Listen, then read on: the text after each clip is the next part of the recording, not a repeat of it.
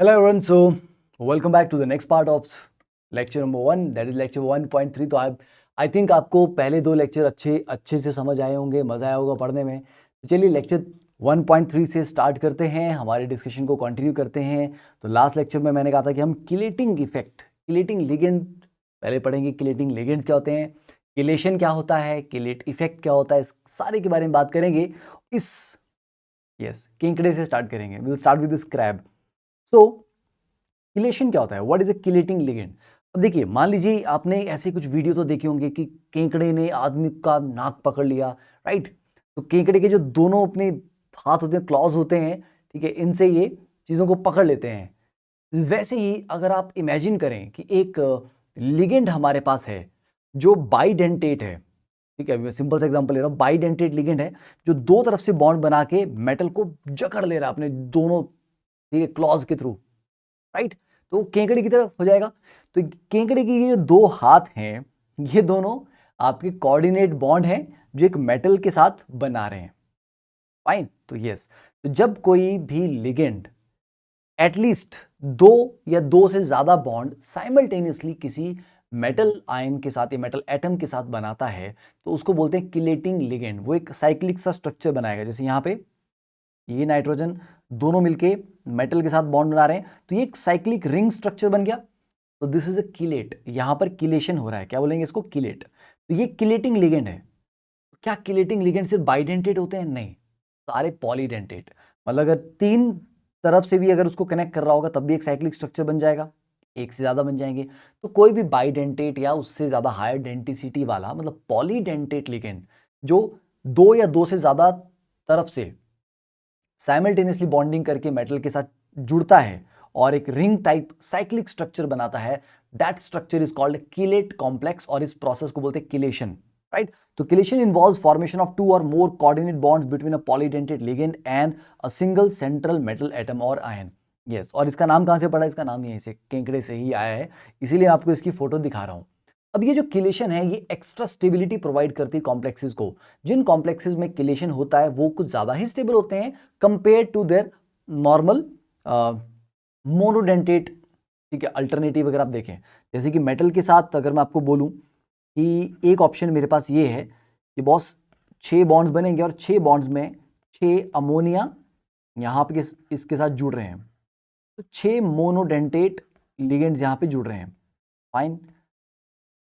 और दूसरी ऑप्शन क्या है कि मैं बोल रहा हूं यार उसी मेटल के साथ 6 बॉन्ड बन रहे हैं, मतलब ऑक्टाहेड्रल ज्योमेट्री है, पर रादर देन 6 मोनोडेंटेट मेरे पास 3 बाइडेंटेट लिगेंड्स हैं, और वो कौन है? Ethylene diamine. तो यहाँ पे एक इथाइलिन डायमीन, यहाँ दूसरा आ जाएगा और यहाँ पे तीसरा आ जाएगा।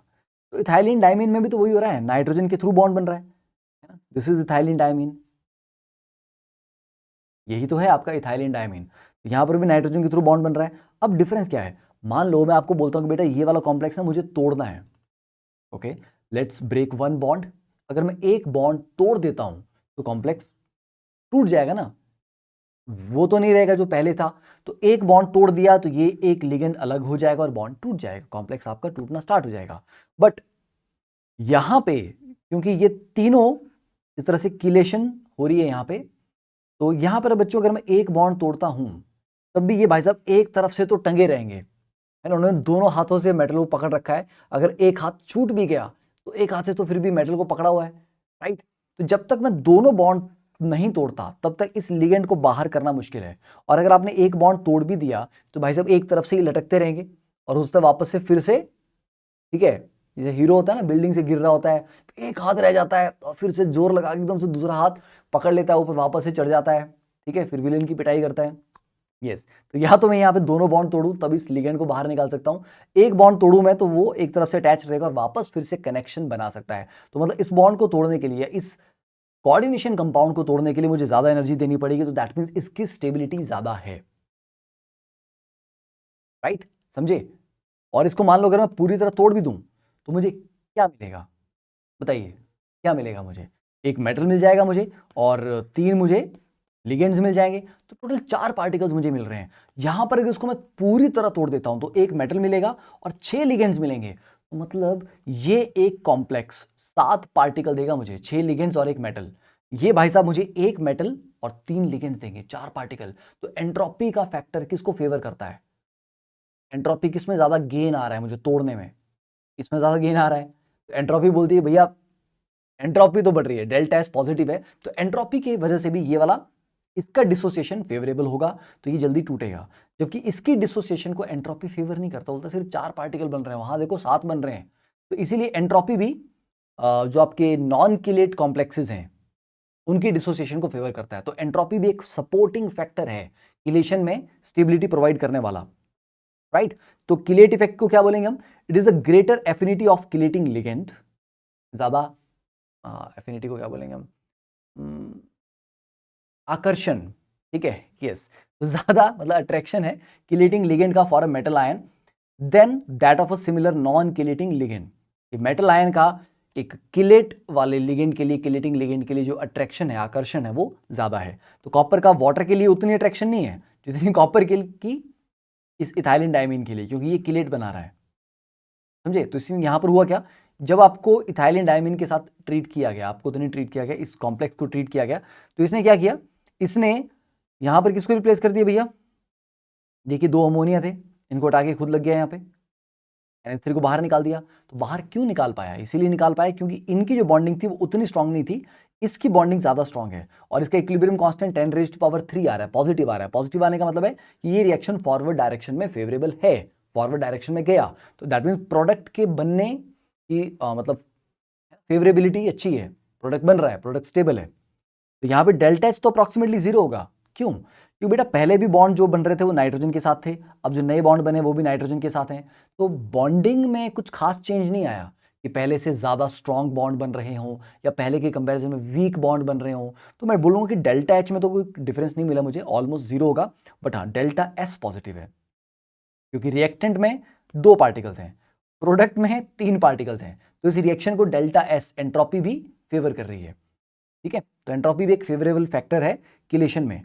तो chelate effect is entropy driven and chelate effect of the EDTA4 negative ligand is approximately 10⁻15। मतलब अगर यहां पर अगर 6 के 6 अमोनिया होते हैं और वो 6 अमोनिया हटा के मैं सिर्फ एक ethylene diamine tetra acetate ion लगा दूं जो कि एक हेक्साडेंटेट लिगेंड है, तो 10⁻15 इतना ज्यादा फेवरेबल है ये it will be very very stable complex. तो किलेशन से स्टेबिलिटी मिलती है। तो ये लॉन्ग टर्म में इसको याद रखिए, क्योंकि चैप्टर में आगे जाके हम और भी फैक्टर्स पढ़ेंगे जो स्टेबिलिटी को अफेक्ट करते हैं, जिनकी वजह से स्टेबिलिटी आती है। तो chelation is one of those. अब देखिए एक और एग्जांपल आपके सामने किलेशन का है, Fe3 पॉजिटिव प्लस 3 एसिटाइल एसीटोनेटो। तो एसिटाइल एसीटोनेटो 3 मतलब बाइडेंटेड लिगेंड्स हैं, ठीक है। तो ऐसे 3 होंगे तो 6 बॉन्ड बनेंगे, तो ये आपका बन गया कॉम्प्लेक्स। इसका देखो के स्टेबिलिटी कितना है, 10⁻26। Why is that? क्योंकि ये आपका किलेशन कर रहा है। Because in this typical complex in the chelate ring, जो 6 मेंबर्ड रिंग बन रहा है, aromaticity is attend by using the metal D orbitals, ठीक है। ये जो मेटल है इसके साथ देखिए ये आपका एसिटाइल एसीटोनेटो बन रहा है। ये तो सिर्फ एक एग्जांपल दिया मैंने, ऐसे टोटल 3 बनेंगे ना, 3 रिंग्स बनेंगे। तो इस एक रिंग में क्या आ रहा है, एरोमेटिसिटी 2 4 6 पाई इलेक्ट्रॉन्स आ रहे हैं। एरोमेटिसिटी आने की वजह से एसिटाइल एसीटोनेटो के साथ जो कॉम्प्लेक्स बना वो एक्सट्रीमली स्टेबल आ गया और उसका स्टेबिलिटी कांस्टेंट 10⁻26 चला गया। तो ये भी एक इंपॉर्टेंट पॉइंट है जो भी आप याद रख सकते हैं कि कभी कभी एरोमेटिसिटी का फैक्टर भी यहां पे आ जाता है, that is a big driving factor.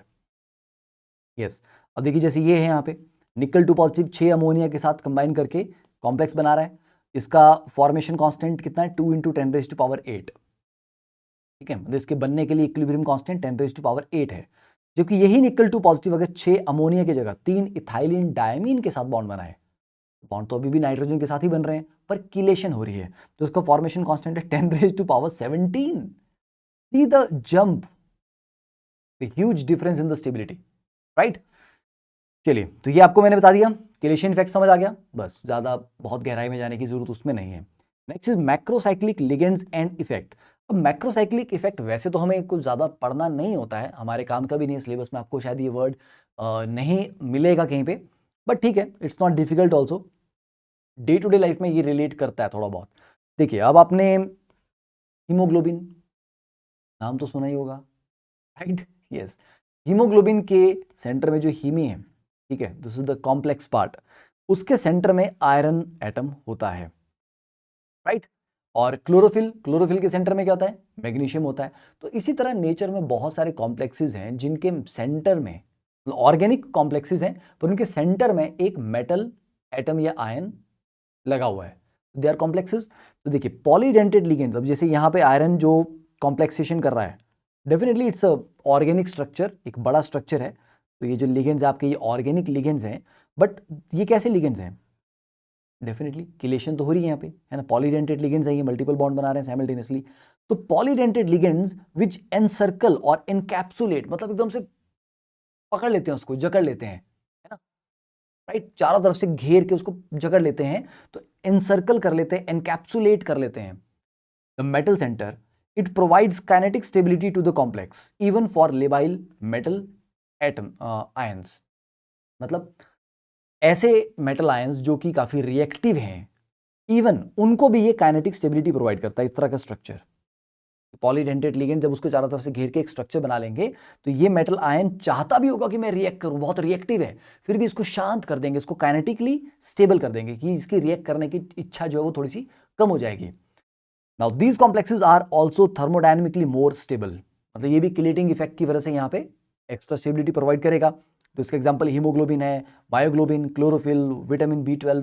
तो इसके स्ट्रक्चर अगर आप गूगल करेंगे तो आपको इनके स्ट्रक्चर्स मिल जाएंगे और आप देख पाओगे उनके सेंटर में एक मेटल आयन वहां पे प्रेजेंट है। तो this is called macrocyclic effect, ठीक है, लिगेंड्स का।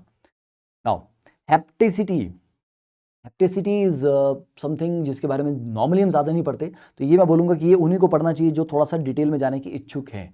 जो बच्चे ज़्यादा डिटेल में नहीं पढ़ना चाह रहे, नीट वाले बच्चे हैं, उनको आई थिंक इस हैप्टिसिटी के बारे में उतना जानने की जरूरत नहीं है। हल्का फुल्का सा इंट्रोडक्शन, उसके बाद अपने आप को इससे आप थोड़ा सा दूर रखें तो भी चलेगा, कोई दिक्कत नहीं है, ठीक है। पढ़ लोगे तो भी कोई ऐसा कोई नुकसान नहीं होने वाला। हैप्टिसिटी क्या है, देखिए, not all metal ligand bonds are form through lone pair donation. जैसे अमोनिया है, अमोनिया में आप बोलते हो सर नाइट्रोजन के पास लोन पेयर है और ये डोनेट कर रहा है अपना लोन पेयर, ठीक है, तो वो लोन पेयर की वजह से ये लिगेंड है। H2O में ऑक्सीजन के पास दो लोन पेयर हैं, Cl नेगेटिव, F नेगेटिव, इन सब के पास आप बोल रहे हो सर लोन पेयर है। जरूरी नहीं है कि मेटल और लिगेंड के बीच में जो बॉन्ड बने वहां पे लिगेंड अपना लोन पेयर ही दे रहा हो, मतलब और कौन से इलेक्ट्रॉन देगा, अरे भैया और भी इलेक्ट्रॉन हो सकते हैं सर, बाकी तो फिर बॉन्ड्स में इन्वॉल्व होते हैं। जो फ्री इलेक्ट्रॉन पड़े होते हैं, नॉन बॉन्डिंग है, वो तो लोन पेयर होते हैं। और जो लोन पेयर के अलावा है, या तो वो सिग्मा बॉन्ड्स में इन्वॉल्व होंगे या फिर पाई बॉन्ड्स में इन्वॉल्व होंगे। Exactly sigma bond is very strong, पर पाई बॉन्ड के इलेक्ट्रॉन्स कंपैरेटिवली वीक होते हैं। तो काफी केसेस में पाई इलेक्ट्रॉन क्लाउड, जो पाई इलेक्ट्रॉन्स हैं, वो बॉन्ड फॉर्मेशन में पार्टिसिपेट करते हैं और उनकी डोनेशन की जाती है। जैसे यहाँ पे देखिए CH2 डबल बॉन्ड CH2 है। इथीन, इथीन का ये जो पाई बॉन्ड है, ये डोनेट करके मेटल के साथ बॉन्ड बनाया जा रहा है। तो इथीन भी एक लिगेंड है, जबकि उसके पास कोई लोन पेयर नहीं है, फिर भी वो लिगेंड का काम कर पा रहा है। तो इसको कैसे रिप्रेजेंट करेंगे, तो ये देखिए, ये जो डबल बॉन्ड डोनेट किया गया, ये किस कार्बन ने किया, क्या ये इसने किया या ये उसने किया? आप बोलोगे सर दोनों ने किया, क्यों? क्योंकि सर डबल बॉन्ड दोनों की ज्वाइंट प्रॉपर्टी था। तो ये जो डोनेशन है ना, ये ज्वाइंट डोनेशन मानी जाएगी, क्योंकि दो कार्बन के थ्रू ये डोनेशन गया है। आप ऐसा नहीं बोल सकते कि सर ये सिर्फ इस कार्बन ने डोनेट किया या फिर सिर्फ ऊपर वाले कार्बन ने डोनेट किया, ये दोनों कार्बन का ज्वाइंट डोनेशन हुआ है। तो इसको ईटा टू का मतलब है दो एटम्स की ज्वाइंट डोनेशन यहां पे आ रही है, ठीक है। तो ये आपका ईटा 2, इसको 2 को ऐसे मत समझना कि दो इलेक्ट्रॉन दिए जा रहे हैं, नहीं, दो एटम्स का ज्वाइंट डोनेशन हुआ, तो ईटा 2 C2H4। तो ये इट्स अ 2 इलेक्ट्रॉन डोनर, क्योंकि सिर्फ एक पाई बॉन्ड इसने डोनेट किया, मतलब उसके थ्रू बॉन्ड बना रहा है, तो इट्स अ 2 इलेक्ट्रॉन डोनर। वैसे C5H5 नेगेटिव, साइक्लोपेंटाडाइइनाइल एनायन, ये भाई साहब, ये एरोमेटिक है ना, आपके पास पता है, 6 पाई इलेक्ट्रॉन्स है, एरोमेटिक है। अब देखो, इस कार्बन के पास ये आपका लोन पेयर है, एक पॉसिबिलिटी है ये कार्बन बोले कि भैया सिर्फ और सिर्फ मैं, हम पांचों कार्बन में से सिर्फ अकेला मैं ये दो इलेक्ट्रॉन आपको डोनेट करता हूं, ठीक है। तो दो इलेक्ट्रॉन्स की डोनेशन हुई, पर सिर्फ एक कार्बन के थ्रू हो रहा है, तो ये आपका sigma C5H5 negative, sigma bonding हो रही है, क्योंकि वो पाई इलेक्ट्रॉन्स नहीं यूज कर रहा, वो अपना लोन पेयर यूज कर रहा है। तो ये सिग्मा बॉन्डिंग हो रही है, और ईटा 1 क्योंकि सिंगल एटम के थ्रू डोनेशन जा रहा है, तो ईटा 1 साइक्लोपेंटाडाइइनाइल, और सिर्फ दो इलेक्ट्रॉन्स की डोनेशन गई, ठीक है। ये एक तरीका हो गया, यस, सिग्मा बॉन्ड। दूसरा, अब देखिए ये जो 2 4 6, ये 6 पाई इलेक्ट्रॉन्स जो हैं, ये पूरे डीलोकलाइज रहते हैं। तो अगर मैं ऐसा बोलूं कि हमारे पास टोटल 6 पाई इलेक्ट्रॉन्स हैं और वो 6 के 6 हम आपको डोनेट कर रहे हैं मेटल को। तो वो 6 किसकी प्रॉपर्टी है? वो 6 पाई इलेक्ट्रॉन्स किसी एक कार्बन एटम की तो प्रॉपर्टी नहीं है, वो पूरे पांचों कार्बन को बिलोंग करते हैं।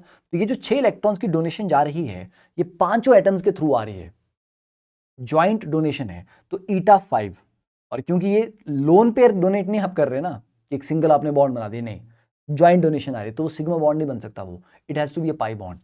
ठीक है, तो ये आपका पाई बॉन्ड है। तो ये ईटा 5 साइक्लोपेंटाडाइनाइल। तो जब एक कार्बन के थ्रू गया तो ईटा 1, 5 कार्बन के थ्रू ज्वाइंट आ रहा है तो ईटा 5, और टोटल 6 इलेक्ट्रॉन्स आ रहे हैं तो ये 6 इलेक्ट्रॉन डोनर काउंट किया जाएगा। तो ये होता है, दिस इज कॉल्ड हेप्टासिटी। ठीक है, देन अब देखिए, ये एक था, 6 इलेक्ट्रॉन दे रहा था, ऐसे 2 लगा दूंगा तो 12 इलेक्ट्रॉन्स हो जाएंगे। यस, तो Fe2 पॉजिटिव को ऐसे 2 साइक्लोपेंटाडाइनाइल लग जाएंगे तो ये ऐसा बन जाएगा Fe पाई C5H5 ट्वाइस। पाई का मतलब है कि ये पाई बॉन्डिंग कर रहे हैं, ये वाली बॉन्डिंग। ठीक है, सिग्मा वाली नहीं कर रहे। सिग्मा वाली करते तो फिर ये 2 इलेक्ट्रॉन डोनेट होते सिर्फ एक लिगेंड से। इसी को बोलते हैं फेरोसिन। ठीक है, इसको सैंडविच कंपाउंड बोलते हैं क्योंकि आयरन जो है ये 2 5 मेंबर रिंग्स के बीच में बेचारा सैंडविच की तरफ पिस चुका है।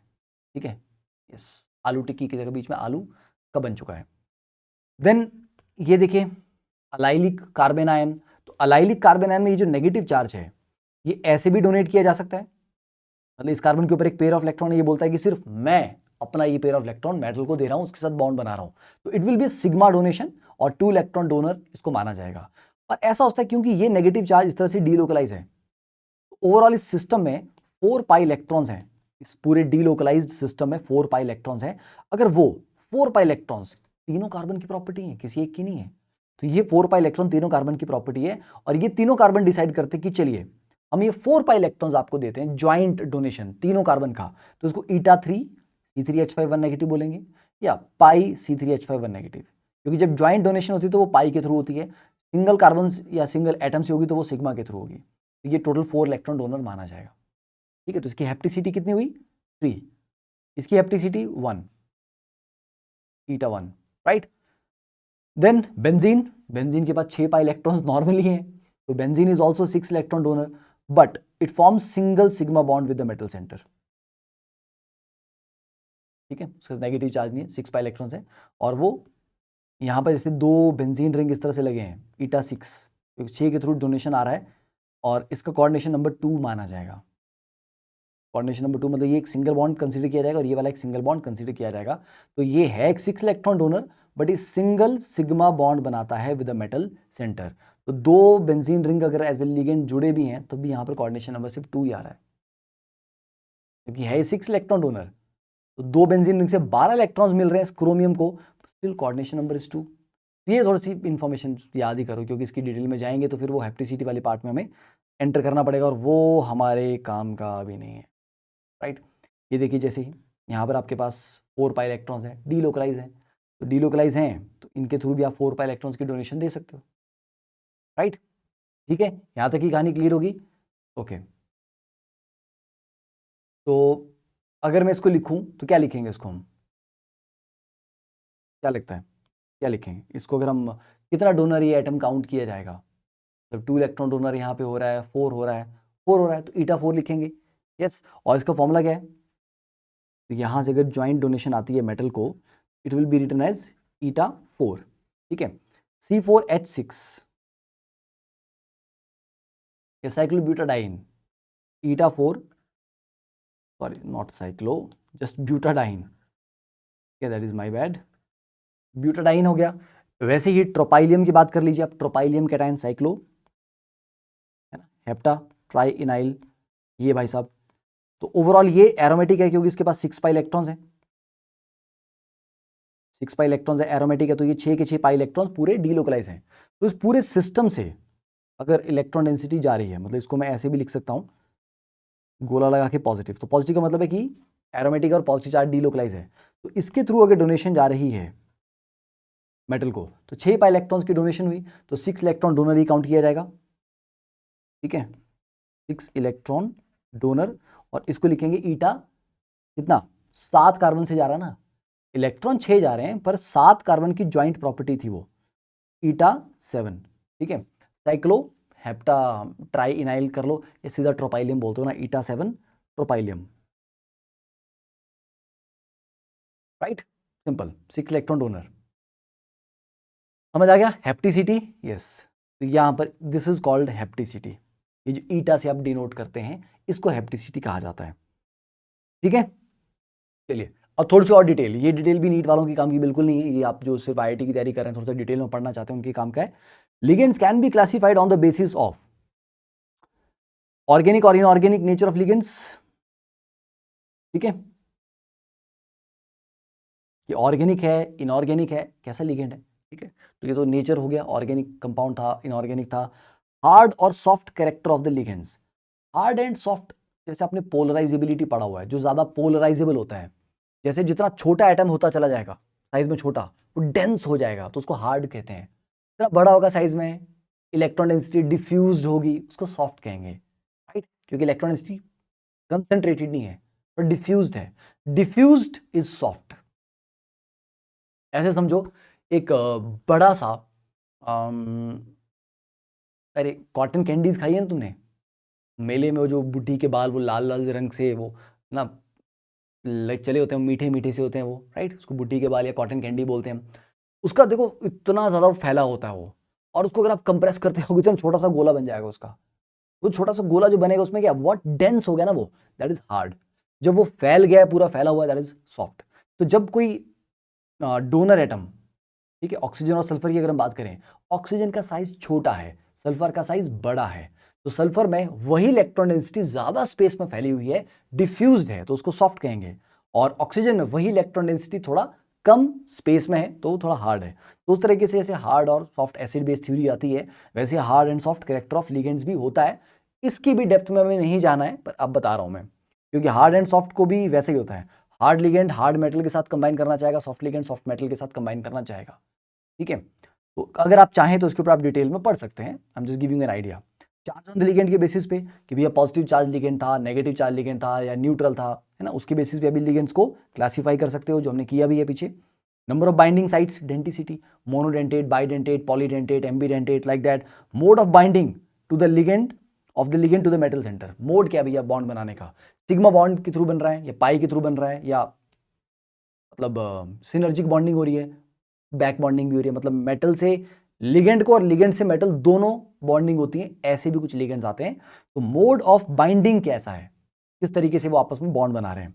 तो ऑर्गेनिक लिगेंड का एग्जांपल देखिए दीजिए, C2O4 two negative, ethylene, diamine, dipyridine, pyridine etcetera. Inorganic ligands H2OH negative, ammonia, X negative, carbonate etcetera. ये तो सिंपल सी बात है, समझ आ रहा है। हार्ड लिगेंड देखिए, नाइट्रोजन छोटा सा है, ऑक्सीजन है, O नेगेटिव है, F नेगेटिव है, तो ये हार्ड मेटल सेंटर्स प्रेफर करेंगे, हार्ड लिगेंड को हार्ड मेटल सेंटर चाहिए, ठीक है। Soft ligands CO, Cn negative, C2O4, C2H4, carbon is relatively bigger in size, nitrogen oxygen fluorine के कंपैरिजन में कार्बन साइज में बड़ा है तो वो थोड़ा सॉफ्ट है। सल्फर ऑक्सीजन से बड़ा है, अभी आपको बता रहा था मैं। R3P फॉस्फोरस नाइट्रोजन से बड़ा है तो सॉफ्ट है, मोर पोलराइजेबल है, तो they prefer soft metal centres, ऐसा भी होता है, राइट। तो द लिगेंड्स लाइक एल्कीन्स हो, एल्काइंस हो, बेंजीन हो, having the pi electron cloud for sigma donation, pi electron cloud है पर करनी सिग्मा डोनेशन है, करनी क्या है, करनी सिग्मा डोनेशन है। जैसे बेंजीन में आपको पीछे एग्जांपल दिया कि है उसके पास पाई इलेक्ट्रॉन पर वो करते हैं सिग्मा डोनेशन। तो ऐसे लिगेंड जिनके पास पाई इलेक्ट्रॉन क्लाउड होता है पर उसके थ्रू वो सिग्मा डोनेशन करते हैं to the metal centre to produce metal ligand sigma bond, are always having some suitable vacant pi anti-bonding molecular orbital for accepting electrons from metal through pi bonding.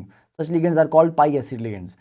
एक बार जरा आराम से शांति से इसको पढ़ लीजिए, राइट, क्योंकि हाँ ये मैंने बड़े अच्छे तरीके से बहुत साफ सुथरी प्यारी सी हैंड राइटिंग में इसलिए लिखा है ताकि आप इसको पढ़ें पहले एक बार और फिर मुझे कंफर्म करें कि थोड़ा बहुत समझ आया। अब मैं एक्सप्लेन करता हूँ आपको। देखिए ये बोल रहे हैं कि ऐसे लिगेंड्स जो अपने पाई इलेक्ट्रॉन्स को यूज करके सिग्मा बॉन्ड बनाते हैं मेटल के साथ, लिगेंड से मेटल की तरफ बॉन्ड बना, ये बोल रहे हैं कि ऐसे लिगेंड्स के पास पाई एंटी बॉन्डिंग ऑर्बिटल भी होते हैं, क्योंकि भैया जब पाई बॉन्ड बना रहे हैं तो मतलब पाई बॉन्डिंग मॉलिक्यूलर ऑर्बिटल रहा होगा, राइट।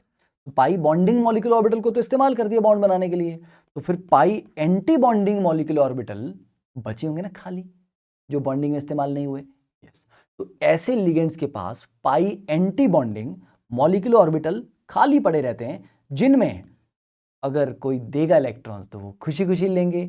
यस, तो ऐसे केस में क्या होता है, कभी कभी लिगेंड से मेटल की तरफ बॉन्ड बनेगा, ये तो आपने सुना है, पर क्या मेटल से लिगेंड की तरफ बॉन्ड बना है ये अब तक सुना है? अब तक नहीं सुना ना। अब सुनो, ऐसा भी होता है कभी कभी मेटल से वापस भी चलती है गाड़ी लिगेंड की तरफ, तो लिगेंड के पास एक खाली ऑर्बिटल होना चाहिए, और वो जनरली ये पाई एंटी बॉन्डिंग मॉलिक्यूलर ऑर्बिटल्स ही होते हैं। तो ऐसे लिगेंड्स को पाई एसिड कहा जाता है। क्यों? क्योंकि एसिड की डेफिनेशन क्या होती है लुईस के अकॉर्डिंग? इलेक्ट्रॉन डेफिशिएंट, जो इलेक्ट्रॉन एक्सेप्ट करना चाहते हो। तो ये ऐसे लिगेंड्स हैं एक्सेप्ट कर रहे हैं, पर किस बॉन्डिंग के थ्रू? पाई। क्यों? क्योंकि सिग्मा बॉन्ड तो लिगेंड से मेटल की तरफ बन चुका है, दो सिग्मा नहीं बनेंगे। अब जो मेटल से लिगेंड की तरफ बनेगा वो पाई ही बनेगा। तो ये पाई बॉन्डिंग के थ्रू एक्सेप्ट करते हैं, इसलिए इनको पाई एसिड कहा जाता है। तो इसके एग्जांपल हैं PR3, cyanide, CO, bipyridine, benzene, alkenes, ये सारे एग्जांपल्स हैं। और खास करके साइनाइड और कार्बोनिल के बारे में तो आपने काफ़ी पढ़ना है आगे। पाई एसिड लिगेंड्स ये एक्सेप्ट करते हैं, सिनर्जिक बॉन्डिंग होती है कार्बोनिल्स में, उससे एक्स्ट्रा स्ट्रेंथ मिलती है, एक्स्ट्रा स्टेबिलिटी मिलती है, तो ये पढ़ेंगे हम। ठीक है, तो ये जो डबल बॉन्डिंग होती है ना, मेटल से लिगेंड और लिगेंड से मेटल, इसकी वजह से एक्स्ट्रा स्टेबिलिटी, स्ट्रेंथ उस स्ट्रक्चर में आती है। ठीक है, तो ये आगे डिटेल में पढ़ना है हमने ये। तो देखो, जो पाई एसिड लिगेंड्स हैं, they can stabilise low oxidation state of the metal centre. मतलब देखिए, मेटल से लिगेंड की तरफ अगर इलेक्ट्रॉन डोनेशन होना है तो वही मेटल दे पाएगा ना जिसके पास इलेक्ट्रॉन डेंसिटी ज्यादा है। अगर मान लो metal already 3 positive, 4 positive, 5 positive ऐसी ऑक्सीडेशन स्टेट में है, वो बोल रहा है खुद मेरे पास इतना हाई पॉजिटिव चार्ज है यार, मैं किसको क्या इलेक्ट्रॉन दूं, मैं बेचारा यहाँ पे पॉजिटिव चार्ज लिए बैठा हूं। राइट, तो मेटल जितना हाई पॉजिटिव ऑक्सीडेशन स्टेट में रहेगा उतना ही उसके पास इलेक्ट्रॉन कम होंगे, और वो बोलेगा कि मैं तो डोनेट नहीं कर सकता। मेटल लोअर ऑक्सीडेशन स्टेट में होगा, लाइक 1, 0, इवन कई बार माइनस में भी होता है। लोअर ऑक्सीडेशन स्टेट वाला मेटल बोल रहा है कि ठीक है भैया, मेरे पास है इलेक्ट्रॉन डेंसिटी और मैं दे सकता हूं, तो वही मेटल सिनर्जिक बॉन्डिंग कर सकता है जो लोअर ऑक्सीडेशन स्टेट में है। इसलिए जो आपने देखा होगा जो कार्बोनिल्स होते हैं ना, NiCO4, FeCO5, यहां पर मेटल जीरो में क्यों होता है? क्योंकि जीरो में जो होगा मेटल वो आराम से इलेक्ट्रॉन दे सकता है, क्योंकि उसके ऊपर पॉजिटिव चार्ज नहीं है, तो वो सिनर्जिक बॉन्डिंग बहुत अच्छे से कर पाता है। तो NiCO4 में जैसे अगर आप सोचेंगे तो कार्बोनिल जो है ये निकल को दे रहा है इलेक्ट्रॉन सिग्मा के थ्रू, और निकल वापस इसको भेज रहा पाई के थ्रू। तो निकल इसीलिए भेज पा रहा है क्योंकि निकल आपका जो है वो लोअर ऑक्सीडेशन स्टेट है, जीरो ऑक्सीडेशन स्टेट में है। तो जितना लो ऑक्सीडेशन स्टेट में होगा मेटल, उतनी इजीली ये बैक बॉन्डिंग के थ्रू दे पाएगा और पाई एसिड लिगेंड के साथ बॉन्ड बना पाएगा। ठीक है, तो इसलिए लिखा है ये स्टेटमेंट कि पाई एसिड लिगेंड जो है वो लो ऑक्सीडेशन वाले मेटल सेंटर को स्टेबलाइज करते हैं। Then pi acid ligands are generally the strong field ligands. ये कहानी थोड़ा आगे काम आएगी आपके, स्ट्रॉन्ग फील्ड लिगेंड्स क्या है, तो तब आप इसको पढ़ेंगे इस चीज को तो आपको लगेगा हाँ अब समझ आई। तो ये चीज अगर अभी समझ ना आए तो आगे आ जाएगी, तो इसका चिंता मत करना। तो पाई डोनर लिगेंड्स, ठीक है, पाई डोनर जो सिग्मा के थ्रू भी डोनेट कर रहे हैं, पाई के थ्रू भी डोनेट कर रहे हैं, have suitable filled orbitals for pi donation to the metal centre, like OH negative, F negative, I negative, oxide, chlorido, bromido, sulfido. ये पाई डोनर है, सिग्मा भी डोनर है और पाई भी है। तो इनके पास क्या होते हैं, एक से ज्यादा लोन पेयर इनका पड़ा होता है। एक सिग्मा के थ्रू डोनेट कर देते हैं और एक से पाई के थ्रू डोनेशन करते हैं, पर बड़ी स्ट्रॉन्ग बॉन्डिंग होगी ऐसा नहीं है। ऐसा मत सोचना कि sir sigma donor plus pi donor है तो मिला के बड़ी स्ट्रॉन्ग बॉन्डिंग करेंगे, नहीं ऐसा नहीं होता है यहाँ पे। ठीक है, these are relatively weak ligands, इनकी बड़ी स्ट्रॉन्ग बॉन्डिंग नहीं होती है, weak field ligands. And pure sigma donor ligands and pi donor ligands can stabilise the higher oxidation state of metal centre. तो ये चीजें अभी मैं आपको क्यों लिख के दे रहा हूँ, बिकॉज ये इवेंचुअली हमने आगे डिटेल में धीरे धीरे धीरे करके इस्तेमाल होंगी, तो इनको जस्ट पढ़ लेना। विद टाइम आपको इनका एप्लीकेशन, इनका रियल मीनिंग धीरे धीरे क्लियर होता चला जाएगा। तो इसलिए बोलते हैं जब मूवी स्टार्ट होती है तो सब कुछ आपको उस टाइम पता नहीं चलता, धीरे धीरे जैसे जैसे टाइम निकलता था, अच्छा तो ये था, है ना, वो वाली कहानी यहाँ पर भी होगी। तो इसलिए कहानी का थोड़ा सस्पेंस जो है ना वो बचा रहना चाहिए। अब देखो, कई बच्चों के दिमाग में ऐसे आया तो नहीं होगा, तुम लोग एकदम खजूर हो तुम लोग, है ना, इतना तो सोचते नहीं हो, राइट, कि सर इथाइलिन डायमीन जैसे बाइडेंटेट है, उसके बाद 2 नाइट्रोजन है, दोनों के थ्रू डोनेट करता है, बाइडेंटेट का काम करता है। सर हाइड्रोजन के पास भी तो 2 नाइट्रोजन है, ये भाई साहब ये तो बाइडेंटेट का काम कर सकता है, इसके पास भी तो दो डोनर साइट्स हैं, फिर भी ये मोनोडेंटेट का काम क्यों करता है? सोचा कि भी इसके बारे में? अगर सोचा तो बहुत अच्छी बात है बेटा, नहीं सोचा तो सोच लो, बिकॉज सोचने वाली चीज है ये। देखिए यहां पर समस्या ये होती है कि अगर आप इसको बाइडेंटेट की तरह यूज करते हैं, then the problem will be कि जो ये किलेशन कॉम्प्लेक्स बनेगा, किलेट कॉम्प्लेक्स बनेगा, it will be 3 membered ring जिसमें स्ट्रेन आता है, तो इसलिए इस तरह की बॉन्डिंग फेवरेबल नहीं होती। ठीक है, तो अगर ये रिंग स्ट्रक्चर जो बनता है किलेशन में, एटलीस्ट 5 मेंबर्ड हो, 6 मेंबर्ड हो तो वेरी गुड, ज्यादा बड़ा हो जाए तब भी अनस्टेबल हो जाता है। 5 और 6 member rings are very good high stability. तो किलेशन में ऐसा नहीं कि रिंग बनाना है जितना मर्जी बड़ा बन जाए बना दो या छोटा बन जाए बना दो, 5 और 6 मेंबर रिंग के लिए जो प्रेफरेंस है वो सबसे हाई होती है, और क्योंकि यहाँ पे 3 मेंबर रिंग में स्ट्रेन होता है, इसीलिए ये जनाब एज अ बाइडेंटेट नहीं काम करते, सिर्फ मोनोडेंटेट लिगेंड का काम करते हैं। ठीक है, तो यहाँ पे एंगल स्ट्रेन आ गया, right. Next is the concept of EAN theory, effective atomic number theory. ये भी बड़ी एक स्टार्टिंग में अच्छी थ्योरी आई थी, इसने कुछ चीज़ों को एक्सप्लेन किया और काफ़ी जगह पे ये थ्योरी जो है वो फेल हो गई। ठीक है, तो आप बोलोगे सर फिर हमारे को क्यों पढ़ा रहे हो? ठीक है, इंटरेस्टिंग है, कुछ चीज़ें ये इसने अच्छे से एक्सप्लेन किया भी, ऐसी बात नहीं है। ठीक है, इतनी भी बेकार नहीं थी, कई जगह पे ये सही चीज़ कर भी गई, ये काम किया इसने। तो देखिए सिडविक ने बेसिकली ये कोशिश की एक्सप्लेन करने की कि मेटल्स क्यों ये बॉन्डिंग कर रहे हैं, कोऑर्डिनेशन कंपाउंड्स क्यों बना रहे हैं। तो उन्होंने ये रीजन दिया कि they want to achieve stable, ठीक है, कन्फिग्रेशन, इलेक्ट्रॉनिक कन्फिग्रेशन, जो नोबल गैस कन्फिग्रेशन है वो अचीव करना चाहते हैं। बेटा अगर नोबल गैस कन्फिग्रेशन अचीव करना चाहते हैं, कैसे अचीव करेंगे? मतलब बॉन्डिंग करके। अच्छा, मतलब किसी के पास 24 इलेक्ट्रॉन्स हैं, तो नियरेस्ट नोबल गैस कन्फिग्रेशन कितने पे है? 36 पे। 24 को 12 और इलेक्ट्रॉन चाहिए, 12 इलेक्ट्रॉन्स, और एक बॉन्ड से मिलते हैं 2 इलेक्ट्रॉन, तो 6 बॉन्ड बनाने पड़ेंगे 12 इलेक्ट्रॉन्स के लिए। यस, तो वो मेटल जो है 6 बॉन्ड बनाएगा, और ऐसा होता है काफी केसेस में आपको ऐसा मिलेगा। ओके, चलो इसको थोड़ा सा देख लेते हैं। देखो तो कैसे ये करते हैं। इफेक्टिव एटॉमिक नंबर निकालना बड़ा आसान है, simply atomic number of atom, उसकी जो ऑक्सीडेशन स्टेट है उतने इलेक्ट्रॉन्स निकाल दो। जैसे अगर आयरन के ऊपर 2 पॉजिटिव चार्ज है तो आयरन का एटॉमिक नंबर 26 होता है, 2 इलेक्ट्रॉन निकाल दो, बट ये 24, राइट। यस, तो मेटल का एटॉमिक नंबर लो, जितनी ऑक्सीडेशन स्टेट है उतने इलेक्ट्रॉन्स निकाल दो, तो वो आयन में नंबर ऑफ इलेक्ट्रॉन्स आ गए, और एक बॉन्ड से 2 इलेक्ट्रॉन मिल रहे हैं, 6 बॉन्ड से 12 मिल जाएंगे, ऐड करो। तो देखो यहां पर आपको करना है, कोबाल्ट का बच्चे एटॉमिक नंबर कितना है? 27। कोबाल्ट के ऊपर यहाँ पर ऑक्सीडेशन स्टेट क्या है? 3 पॉजिटिव, तो 3 निकाल दो इसमें से, 3 इलेक्ट्रॉन ऑक्सीडेशन नंबर के, तो कोबाल्ट 3 पॉजिटिव पे 24 इलेक्ट्रॉन्स होते हैं, और 6 बॉन्ड्स हैं, तो 6 बॉन्ड में कितने इलेक्ट्रॉन्स मिलेंगे इसको? 12। 24 और 12 हो गए ना 36, तो नियरेस्ट नोबल गैस कन्फिग्रेशन होगी ना ये, क्रिप्टॉन हो गया ना ये, राइट। तो EN रूल फॉलो किया, तो आप बोलोगे अरे वाह EN रूल फॉलो हो गया, अरे सर बिल्कुल सही बात है, दिस इज द रीजन ये कॉम्प्लेक्स बनाते हैं। तो काफी केसेस में ये फॉलो हुआ। ठीक है, और भी एग्जांपल लो, जैसे लेते हैं FeCN6, 2 नेगेटिव लें, 4 नेगेटिव करते हैं। ठीक है, इसमें आयरन का एटॉमिक नंबर कितना होता है बच्चे? 26। आयरन की ऑक्सीडेशन स्टेट क्या है यहाँ पे? 2, तो 26 माइनस 2 प्लस 6 बॉन्ड है 6 तो 12, तो कितना हो गया ये? अगेन 36। अरे सर बहुत बहुत सही बात है। देन PTNS36, ठीक है, दिस इज 4 पॉजिटिव, तो प्लेटिनम का कितना होता है? 78। ठीक है, 78 माइनस 4 प्लस 12 कितना आ गया ये? 86। रेडॉन, अरे ये भी सही हो गया। तो इसके फिर भी कुछ समस्याएं भी हैं, तो काफी केसेस में इसने बॉन्डिंग को एक्सप्लेन कर दिया। ठीक है, effective atomic number nearest Nobel gas configuration के बराबर आ गया। पर देखो बेटा, जब भी बॉन्ड बनेंगे, 2 बॉन्ड बन रहे हैं, 3 बन रहे हैं, 4 बन रहे हैं, 5 बन रहे हैं, 6 बन रहे हैं, कितने भी बॉन्ड बनेंगे, उनसे जो नंबर ऑफ इलेक्ट्रॉन्स आएंगे वो हमेशा डबल आएंगे, तो इवन नंबर होगा। मतलब अगर 2 बॉन्ड बने तो 4 इलेक्ट्रॉन्स आएंगे, 3 बने तो 6, 4 बने तो 8, 5 बॉन्ड बन रहे हैं तो 10 इलेक्ट्रॉन्स आएंगे, 6 बन रहे हैं तो 12।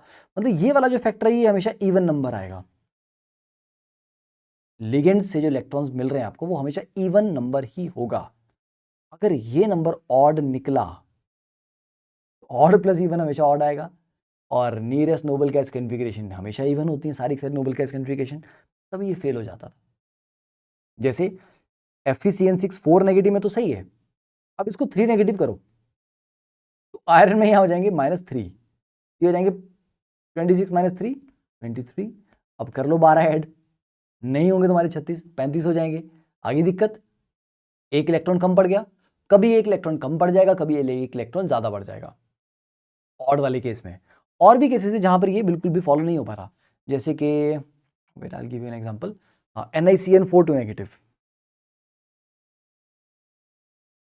NiCN4 2 negative. अब निकल का एटॉमिक नंबर कितना होता है 28, तो निकल 2 पॉजिटिव -2 इलेक्ट्रॉन 26 + 4 2 8 34 फेल्ड, 34 रह गया। यहाँ तो ऑड भी नहीं था ये, फिर भी इवन था, फिर भी नहीं हुआ। ठीक है, और अगर मान लो यहाँ पे CN की जगह अमोनिया होता और 6 अमोनिया होते तो 26 + 12 38 बन जाता, तब भी फेल हो जाता, एक्सीड कर गया, तब भी दिक्कत आ गई। तो इसलिए EN रूल जो था ये जस्ट ऐसा था कि कुछ जगह लग गया कुछ जगह नहीं लगा, तो वो बड़ा कुछ सक्सेसफुल नहीं रहा। बट हाँ, कुछ केसेस थे जहां पर EN रूल ने अपना जलवा दिखाया है। ठीक है, ये सही रहा, सक्सेसफुल रहा। तो वो केसेस देख लेते हैं यहाँ पे। मेटल कार्बोनिल जो हैं ये काफी स्ट्रॉन्ग टेंडेंसी शो करते हैं कि EN रूल को फॉलो करें। जैसे FeCO5 है, या आपको बोला गया कि बेटा Fe ना आयरन को ना कार्बोनिल के साथ बॉन्ड बनाने हैं। कितने बॉन्ड बनाए वो, X बॉन्ड बना रहा है, तो बेटा X बताओ कितना होगा। तो आप सोचो बेटा आयरन का एटॉमिक नंबर कितना है, तो 26 है। 26 को नियरेस्ट नोबल गैस पे जाने के लिए कितने इलेक्ट्रॉन चाहिए 10, ताकि 36 हो जाए। 10 इलेक्ट्रॉन कितने बॉन्ड से मिलेंगे 5 बॉन्ड से, FeCO5 होना चाहिए। यस, और FeCO5 होता है, ये होता है। तो कार्बोनिल्स में कोई मेटल कितने कार्बोनिल लिगेंड्स के साथ ज्वाइन करेगा, बॉन्ड बनाएगा, ये आप इससे प्रेडिक्ट कर सकते हो कि जितने मेटल कार्बोनिल उसको, जितने कार्बोनिल लिगेंड्स उसको चाहिए नोबल गैस कॉन्फ़िगरेशन अचीव करने के लिए, उतने मोस्टली ऐसा होता है। NiCO4 निकल का एटॉमिक नंबर कितना है 28, 36 करने के लिए कितने चाहिए इसको 8, तो 4 के साथ बॉन्ड बनाएगा और एक्चुअली 4 के साथ बॉन्ड बनाता है। CrCO6 क्रोमियम के पास कितने इलेक्ट्रॉन होते हैं 24, 24 को कितने चाहिए 12, तो 6 के साथ बॉन्ड बना रहा नहीं। ठीक है, तो मेटल कार्बोनिल्स में yes they have a strong tendency to fulfill the or achieve the civic EN values, right? But कुछ केसेस में ऐसा नहीं भी होता है, जैसे MnCO6। अब मैंगनीज के पास होते हैं बेटा 25 इलेक्ट्रॉन्स, इसका EN कितना है 25 और 6 2 12 37 हो गया। एक इलेक्ट्रॉन एक्स्ट्रा आ गया, ये बोलता है अच्छा एक इलेक्ट्रॉन एक्स्ट्रा है, लूज कर देते हैं, लूज कर देते हैं, ऑक्सीडाइज हो जाते हैं, तो खुद ऑक्सीडाइज हो जाएंगे और सामने वाले को रिड्यूस कर देंगे। तो ये एक रिड्यूसिंग एजेंट की तरह काम करता है। क्यों? क्योंकि ये अगर एक इलेक्ट्रॉन लूज कर दे, राइट,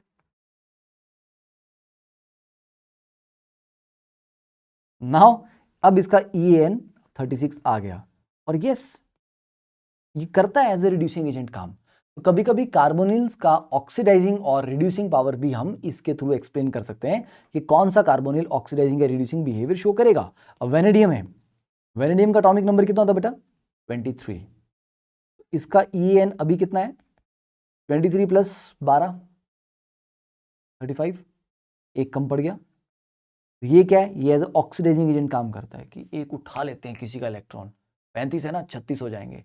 ठीक है, राइट, तो ये भाई साहब एक इलेक्ट्रॉन ऐड करके VCO6 1 नेगेटिव ये बना देंगे। और यस ऐसा होता है, ये एज ऑक्सीडाइजिंग एजेंट काम करते हैं। तो मतलब ऑक्सीडाइजिंग और रिड्यूसिंग पावर को भी हम कभी कभी इससे आइडेंटिफाई कर सकते हैं।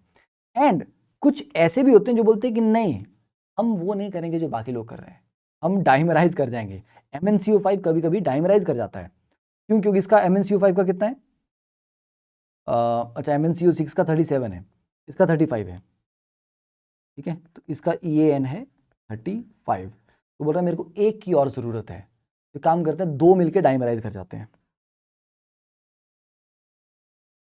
राइट। तो ये Mn2CO10 ये बना देता है, और यहां पर क्या हो जाएगा मैंगनीज मैंगनीज के बीच में बॉन्ड बन जाएगा, तो एक एक्स्ट्रा इलेक्ट्रॉन उसको जो चाहिए था वो मिल गया। ठीक है, अब देख लो Mn2CO10 में ये मैच कर जाएगा, आपका इफेक्टिव एटॉमिक नंबर परफेक्टली आ जाएगा। तो ये पॉसिबिलिटीज हैं, they can act as oxidising agent, reducing agent, dimerise कर जाते हैं। तो ये कुछ पॉसिबिलिटीज थी जहां बोल सकते कि हाँ यार EAN अचीव करने के लिए सामने वाले ने ऐसा कर दिया, बट जरूरी नहीं है कि वो एग्जैक्टली EAN अचीव करने के लिए ही उसने किया हो। ठीक है, तो बेटे यहां तक की कहानी आपको समझ आ गई। तो एक सेकंड रुकिए, इसमें कुछ और भी हम देख लेते हैं। तो चलो आई थिंक काफ़ी है, उसके बाद और डिटेल में जाने की जरूरत नहीं, क्योंकि EAN वैसे सिलेबस में नहीं है, और थोड़ा सा चलो आइडिया होना चाहिए। Now this is definitely for advance topic, थोड़ा एक्स्ट्रा डिटेल डिस्कशन, तो बाकी स्टूडेंट्स इसको स्किप कर सकते हैं जिनको एडवांस नहीं पढ़ना। देखिए, if a mixture of copper 2 positive and cadmium 2 positive ions is treated with the KCN solution, तो हमारे पास कॉपर 2 पॉजिटिव और कैडमियम 2 पॉजिटिव आयंस का सॉल्यूशन है, मतलब मिक्सचर है, और उसको KCN हमने ऐड करते हैं, तो साइनाइड एज ए लिगेंड है। तो साइनाइड अब कॉपर 2 पॉजिटिव के साथ भी कॉम्प्लेक्स बना सकता है और कैडमियम 2 पॉजिटिव के साथ भी कॉम्प्लेक्स बना सकता है। यस, तो हमने ये किया पहले, और उसके बाद पास किया H2S gas. Yes, H2S gas क्या करेगा, सल्फाइड आयंस प्रोवाइड करेगा, और हमें देखने को मिला यार कैडमियम 2 पॉजिटिव जो था वो CDS बन के प्रेसिपिटेट कर गया, कैडमियम सल्फाइड, और कॉपर 2 पॉजिटिव का प्रेसिपिटेट नहीं बना। ठीक है, ओके, ऐसा। तो अब आपको क्या लगेगा अगर मैं आपको इतनी सी इंफॉर्मेशन दूं कि हमारे पास ये मिक्सचर था, KCN सॉल्यूशन हमने डाला, उसका H2S गैस पास की, CDS का तो प्रेसिपिटेट मिला हमें, पर कॉपर का कोई ऐसा प्रेसिपिटेट नहीं मिला। तो आप एक आइडिया तो ये निकालोगे कि सर फिर कॉपर जो है वो साइनाइड के साथ कॉम्प्लेक्स बना गया होगा, और क्योंकि कॉम्प्लेक्स बना दिया तो उसमें से कॉपर 2 पॉजिटिव आयंस अलग निकलेंगे नहीं, तो इसलिए वो प्रेसिपिटेट नहीं बनाएंगे। पर कैडमियम 2 पॉजिटिव शायद कॉम्प्लेक्स नहीं बना रहा था, नहीं बनाया उसने, इसलिए वो अवेलेबल था, उसने CDS का प्रेसिपिटेट दे दिया। हाँ, बट अब मजे की बात ये है कि रियलिटी में दोनों ने ही कॉम्प्लेक्स बनाए थे, कैडमियम ने भी बनाया था, कॉपर ने भी बनाया था। हाँ, बट अब ये कैडमियम 2 पॉजिटिव का कॉम्प्लेक्स था, पर ये कॉपर 1 पॉजिटिव का था। अगेन प्रॉब्लम कि भैया दिए तो कॉपर 2 पॉजिटिव था, फिर कॉपर 1 पॉजिटिव का कॉम्प्लेक्स क्यों बन रहा है? ये ना CuCN4 3 नेगेटिव, 3 नेगेटिव तो तभी आएगा ना जब कॉपर के ऊपर +1 का चार्ज होगा, फिर कॉपर 1 पॉजिटिव कैसे हो गया? इसके पीछे रीजन ये है, जो साइनाइड आयंस थे वो कॉपर 2 पॉजिटिव को रिड्यूस कर देते कॉपर 1 पॉजिटिव में। साइनाइड आयंस की प्रेजेंस में कॉपर 2 पॉजिटिव से 1 पॉजिटिव में रिड्यूस हो जाता है, दिस इज द रीजन। ठीक है, यस, तो मतलब ये कि कॉम्प्लेक्सेस बन गए। सर अगर कॉम्प्लेक्स बन गए तो फिर सर ये कैडमियम तो बाहर निकलेगा नहीं इससे, सर मतलब ये इम्परफेक्ट कॉम्प्लेक्स हुआ। हाँ, वी कैन से दैट। तो कहानी एक्चुअली ये भी नहीं थी, कहानी और ज्यादा गहरी है। कहानी ये है, हल्का फुल्का आयनाइज ये भी करता है, हल्का फुल्का आयनाइज ये भी करता है, आयनाइज दोनों करते हैं, मतलब कैडमियम 2 पॉजिटिव आयंस भी सॉल्यूशन में गए और कॉपर 2 पॉजिटिव आयंस भी सॉल्यूशन में गए। तो सर फिर कैडमियम सल्फाइड का ही प्रेसिपिटेट क्यों मिला? क्योंकि आपने पढ़ा है कि प्रेसिपिटेशन कब होती है, प्रेसिपिटेशन के लिए बेटा क्या कंडीशन होती है, आयनिक इक्विलिब्रियम में पढ़ा है ना आपने, जब आयनिक प्रोडक्ट हमारा KSP से बड़ा हो जाता है तब जाके प्रेसिपिटेशन होती है, राइट। तो मतलब प्रेसिपिटेट होने के लिए सिर्फ आयन का होना, प्रेजेंट होना काफी नहीं है, उसका आयनिक प्रोडक्ट, मतलब अगर CDS का प्रेसिपिटेट बनना है तो कैडमियम 2 पॉजिटिव की कंसेंट्रेशन इनटू सल्फाइड 2 पॉजिटिव की कंसेंट्रेशन इसके KSP से बड़ी होनी चाहिए, तभी कर जाएगा प्रेसिपिटेट। और कॉपर सल्फाइड का भी तभी करेगा जब उसका आयनिक प्रोडक्ट उसके KSP से बड़ा होगा। मतलब अगर दोनों आयंस प्रेजेंट थे फिर भी एक ने ही प्रेसिपिटेशन दिया, तो इसका मतलब मामला KSP पे अड़ता है जाके, KSP के ऊपर कहानी टिकती है कि बेटा KSP की वैल्यू क्या थी। अगर KSP की वैल्यू बड़ी स्मॉल है तो छोटा सा भी आयनिक प्रोडक्ट होगा, मतलब आयनिक मतलब उसकी कंसंट्रेशन बहुत कम है, KSP भी बहुत कम है, वो बहुत कम वैल्यू शायद KSP को एक्सीड कर जाए। जैसे मान लो KSP तुम्हारा है 10⁻⁸ और आयनिक प्रोडक्ट आ रहा है तुम्हारा 10⁻⁹। ठीक है, अभी तो चलो कम है, पर अगर आयनिक प्रोडक्ट आ गया तुम्हारे 10⁻⁷, 10⁻⁷ is very low value, still KSP को एक्सीड कर गया, प्रेसिपिटेशन हो जाएगी।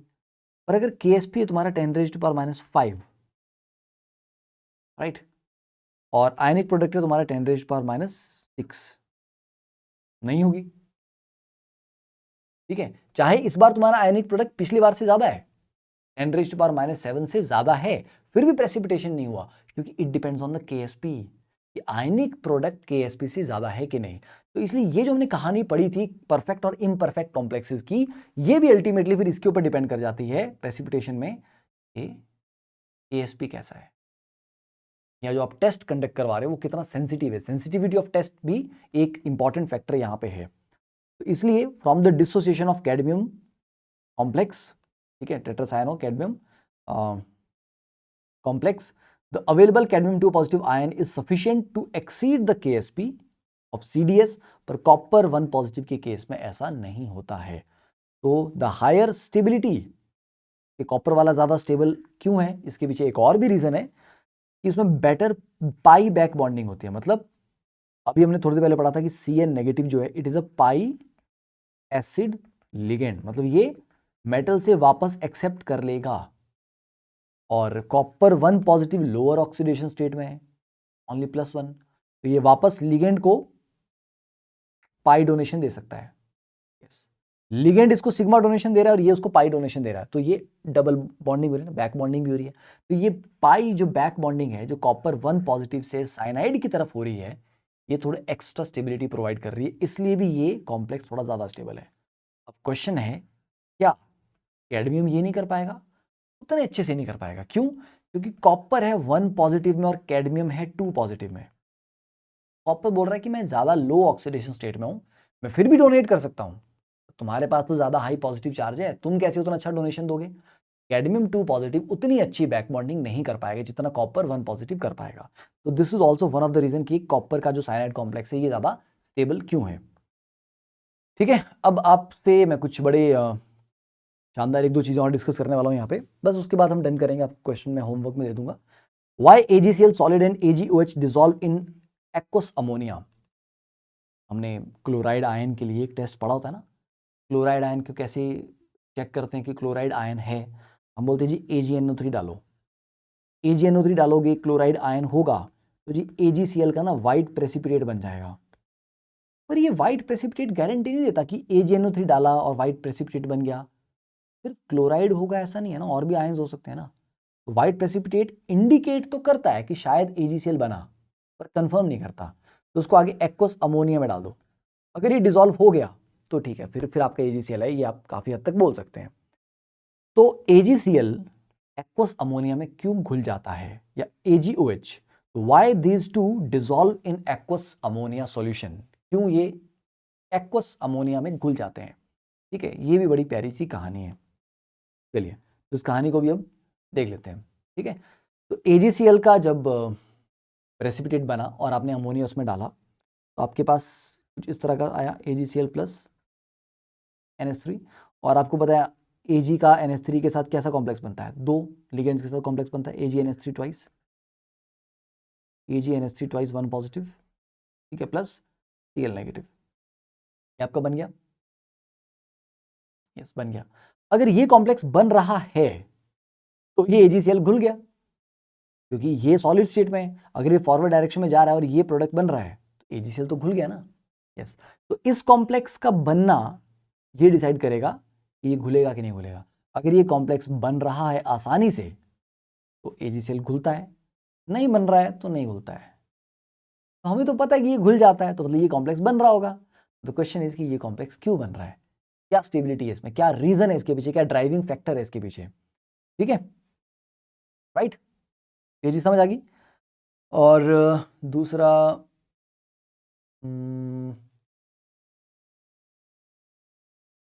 अमोनिया में भी डाल सकते हैं इसको, इवन HCl के सॉल्यूशन में भी डाल सकते हैं। AgCl सॉलिड को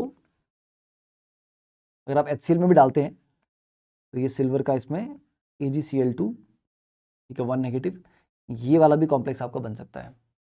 ठीक है, इवन KCN के साथ भी बन जाएगा ये, AgCl सॉलिड प्लस 2 KCN ले लो, AgCN twice 1 negative plus 2K positive plus Cl negative, ये भी बन सकता है।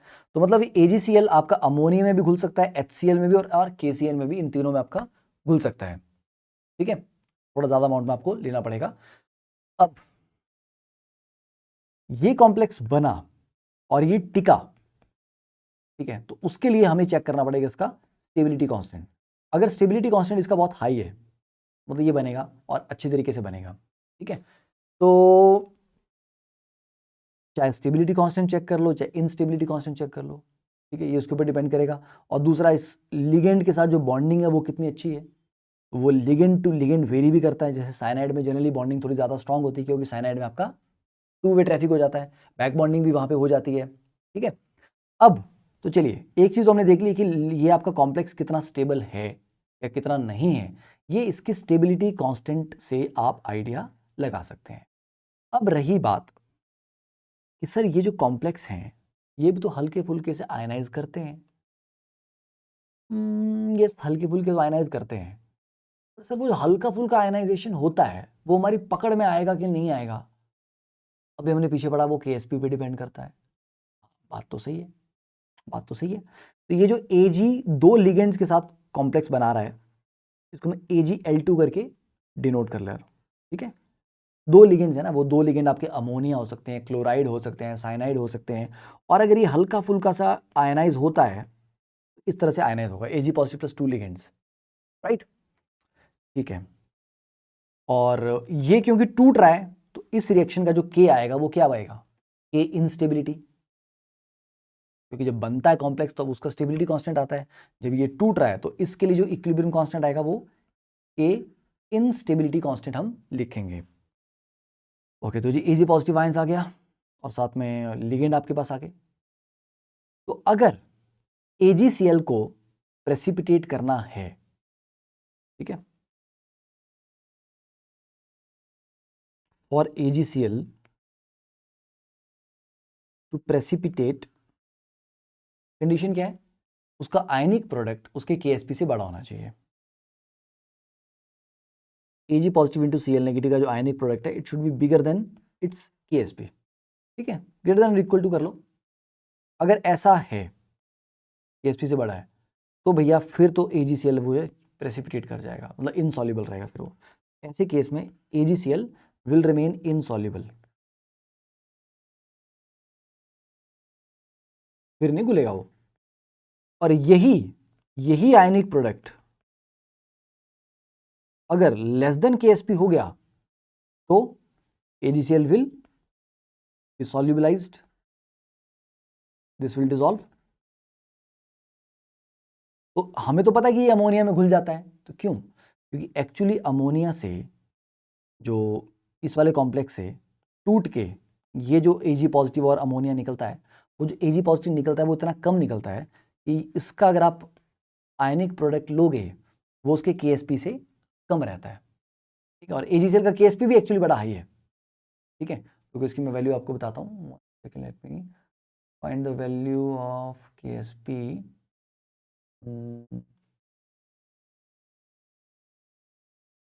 क्योंकि जितना हाई KSP की वैल्यू होगी आपके पास उतनी ज़्यादा रेंज है भैया वहां तक आयनिक प्रोडक्ट चला जाए, बस ज़्यादा बड़ी रेंज है ना। तो KSP की हायर वैल्यू आपको ज़्यादा फ्रीडम देती है कि हाँ और आयंस आने दो, कोई दिक्कत नहीं है, अभी प्रेसिपिटेशन स्टार्ट नहीं करेंगे हम, ठीक है। तो KSP जितना बड़ा होगा उतना ही जल्दी वो चीज़ डिसॉल्व होगी, ज़्यादा देर तक वो डिसॉल्व रहेगी, उसका प्रेसिपिटेट करने के चांसेस उतने कम होते जाएंगे। हाँ, तो अगर आप KSP का वैल्यू देखिए हमारे पास KSP की वैल्यूज़ क्या क्या हैं।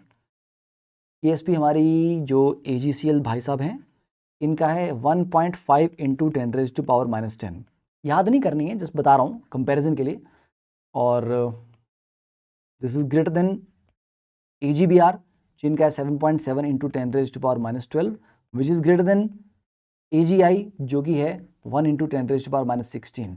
तो ऑब्वियसली बात है AgCl के लिए डिसॉल्व होना ज़्यादा आसान है क्योंकि KSP काफ़ी बड़ा है, AgBr में थोड़ा कम है, AgI में और भी कम है। इसलिए AgI और AgBr वो चीज़ नहीं कर पाएंगे जो AgCl कर देगा। ये एक्सेस ऑफ अमोनिया में डिसॉल्व हो जाएगा शांति से, ठीक है, बट ये दो थोड़ी दिक्कत दे देंगे क्योंकि इनका KSP कंपैरेटिवली छोटा है। तो ये भी एक समस्या आती है AgBr और AgI के साथ, ठीक है, राइट। तो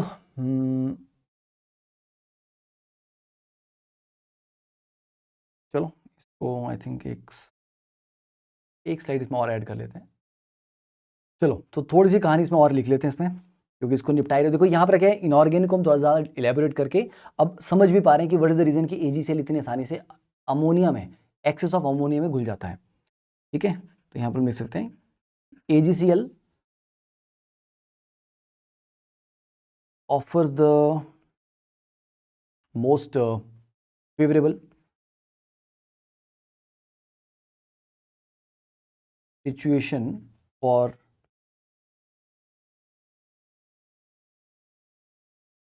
solubilization। ठीक है, सिंपल डिसोल्यूशन कर लो यार, for its dissolution in aqueous ammonia while AgI offer the most difficult situation। AgI का अमोनिया में डिसॉल्व होने के चांस सबसे कम है। ठीक है, फॉर द सेम। और AgBr डिसॉल्व हो जाएगा क्योंकि बहुत ज़्यादा डिफरेंस नहीं, 10⁻⁻10 और -12 में, पर थोड़ा कंसंट्रेटेड उसमें सॉल्यूशन चाहिए। लिख लो AgBr गोज इनटू सॉल्यूशन, मतलब डिसॉल्व होता है only in the presence of concentrated ammonia, only in the presence of concentrated ammonia solution. ठीक है, AgI won't dissolve in any concentration of ammonia। ठीक है, तो AgI कभी डिसॉल्व नहीं होगा, AgBr थोड़ा कंसंट्रेटेड सॉल्यूशन में हो जाएगा और AgCl थोड़ा सा रिलेटिवली डाइल्यूट सॉल्यूशन में हो जाएगा। सेम चीज आपके AgOH के साथ भी यही होता है। ठीक है, AgOH में भी ऐसा ही होता है, अमोनिया के साथ वो AgNH3 ट्वाइस का कॉम्प्लेक्स बना देगा। तो अगर आप देखेंगे कि AgOH जो प्रेसिपिटेट है प्लस 2NH3, यहाँ पर भी ये AgNH3 ट्वाइस 1 पॉजिटिव, ठीक है, प्लस OH नेगेटिव, ये आपका कॉम्प्लेक्स बना देगा। बाकी फिर कहानी सारी की सारी फिर से आपका AgOH के KSP के ऊपर डिपेंड करती है, और उसका KSP की वैल्यू कितनी है वो देखनी पड़ेगी। तो वो अभी आई थिंक वो याद करने की हमें ज़रूरत नहीं है, राइट। चलिए, तो ये लेक्चर डन करते हैं यहाँ पे। अब आपको देता हूँ बेटा मैं होमवर्क क्वेश्चन आज के लेक्चर के लिए, लेक्चर 1 के लिए DPP। फर्स्ट क्वेश्चन है find the ligands having the highest density, simple है। Second question, third, fourth, 5, 6, 7, 8, 9, 10, 11, 12, 13, 14, 15, 16, 16 question है। लास्ट वाला आपका सब्जेक्टिव है, तो 16 क्वेश्चन आपको ट्राई करने हैं। 16 क्वेश्चन से आपको एक जनरल आइडिया मिल जाएगा। आपने लेक्चर 1 में जो पढ़ा है वो सारा आपको समझ आ गया, याद आपने कर लिया। फिर लेक्चर 2 में हम स्टार्ट करेंगे विद नॉमेनक्लेचर। नॉमेनक्लेचर लेक्चर 2 में कवर करेंगे, उसके बाद हम स्टार्ट करेंगे फिर आइसोमेरिज्म। ठीक है, अब इसके बाद चीज़ें थोड़ा आसान होती जाएंगी। अभी क्या था, हम लेक्चर 1 में काफ़ी ज़्यादा टर्म्स हमने पढ़ी, नई नई चीज़ें पढ़ी, अब उनको बस उन्हीं को यूज़ करना है बार बार, तो बहुत ज़्यादा नई चीज़ें नहीं है। नेमिंग वैसे ही पुराने फंडे जैसे अपने ऑर्गेनिक में पढ़े हुए हैं, सिंपल, कॉम्प्लिकेटेड नहीं, बिल्कुल भी कॉम्प्लिकेटेड नहीं है। और उसके बाद आइसोमेरिज्म आपने ऑर्गेनिक में पहले ही पढ़ा होता है, उसकी भी आपको बेसिक्स आइडिया होता है, तो वही चीज़ आगे चलेगी। फिर जो बॉन्डिंग थ्योरीज आएंगी वहाँ पर कुछ नया आपको देखने को मिलेगा। बाकी तो वैसे इस लेक्चर बहुत कुछ नया आपको बताता रहूँगा मैं। तो आई होप आपको ये लेक्चर अच्छा लग रहा है, मज़ा आ रहा है, कुछ नया सीखने को मिल रहा है और कुछ अच्छे तरीके से समझ आ रहा है। तो please let me know your feedback and your comments. And अगर आपको अच्छे लगे ये लेक्चर, तब इनको अपने दोस्तों के साथ, अपने जूनियर्स के साथ शेयर करिएगा। And to spread the love about Canvas classes. ठीक है, चलिए, thank you, thanks for all the love and support you guys have given me. Thanks, have a great day.